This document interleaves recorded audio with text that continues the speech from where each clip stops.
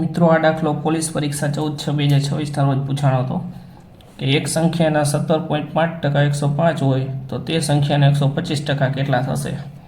ધારો કે કોઈ સંખ્યા છે તેના 17.5% 105 થતા હોય તો તેના 125% કેટલા થશે। તો આના માટે આપણે ચોકડી ગુણાકારની રીત અપનાવશું।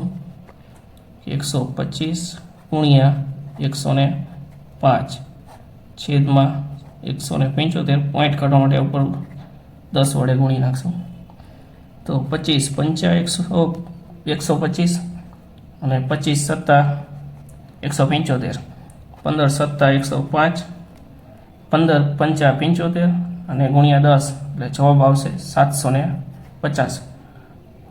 ઓપ્શન બી એ આના માટે સાચો જવાબ છે।